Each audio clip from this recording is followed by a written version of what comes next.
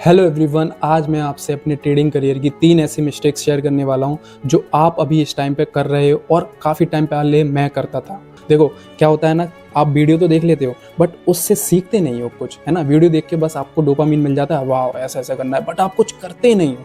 काफ़ी टाइम पहले मैंने भी एक वीडियो देखी थी, उसने मुझे क्या बताया था, देखो मेरी गलतियों से सीख लो तो आपको इसकी कॉस्ट है वो आपको कम पड़ेगी, बट आप खुद से ट्राई करने जाओगे तो इसकी जो कॉस्ट भारी भरकम आपको देखने को मिल सकती है। सबसे पहला आपका पैसा जो जा सकता है, दूसरी चीज़ आपका टाइम जो धीरे धीरे जा रहा है बट आपको पता नहीं चल रहा है। ओके, तो मेरी गलतियों से सीखोगे तो ये दोनों आपके काफ़ी हद तक बच सकते हैं, बट मैंने नहीं सुना उसकी और मैंने गलतियाँ की और मैं गलतियों करके सीखा हूँ। बट गलतियाँ करने से अच्छा है कि किसी और की गलतियों से सीख लो तो ज़्यादा बेनिफिट रहेगा, है ना। मैं कहीं जा रहा हूँ, मुझे पता है कि यहाँ पर गड्ढा है, तो उस गड्ढे में मैं गिर के सीखा हूँ, बट मैं आज आपको बता रहा हूँ कि इस जगह गड्ढा है, आप गिरोगे तो आपको भारी कॉस्ट चुकानी पड़ेगी। तो समझने की कोशिश करो, मैं जो गलतियाँ करता था वो आप ना करो इस टाइम पे। सबसे पहले अब मैं गलती की बात करता हूँ, मैं क्या गलती करता था, वो क्या ऐसी 3 मिस्टेक थी जो आप नहीं करोगे।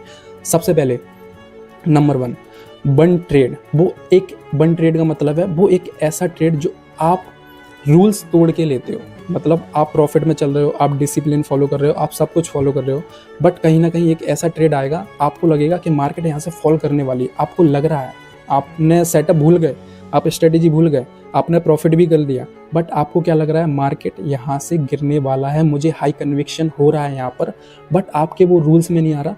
आप सोच रहे हो कि अगर एक छोटा सा ऐसा रख के एक ट्रेड ले लूँ तो क्या फ़र्क पड़ता है।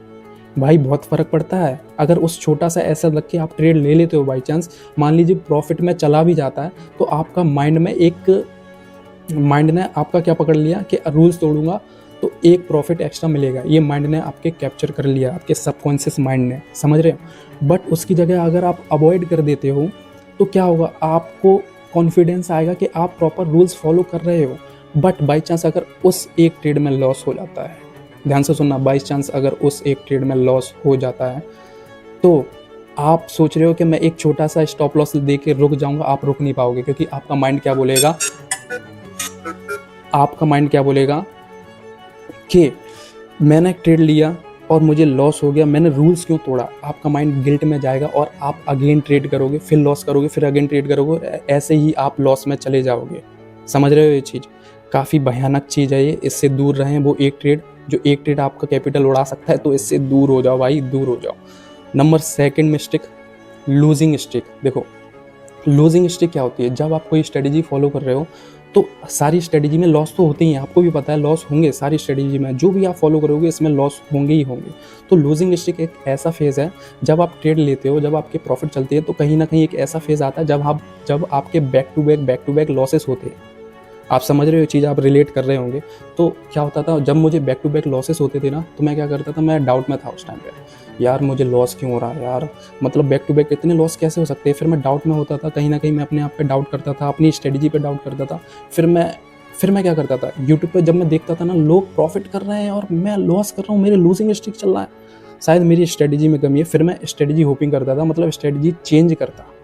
उस टाइम पे स्ट्रेटजी उसको बदल ही डालता था, सीधे बदलना नहीं था बट मुझे, पर मैंने क्या किया, मैं स्ट्रेटजी बदलता था, नई स्ट्रेटजी इंप्लीमेंट करता था। उसमें भी फिर एक ऐसा फेज आ जाता था, लूजिंग स्ट्रीक आती थी, फिर मैं स्ट्रेटजी चेंज करने की कोशिश करता था और बार बार इसी लूप में घूमता हुआ रहता था, इसी लूप में घूमता हुआ रहता था। तो ये सबसे भयानक मिस्टेक है।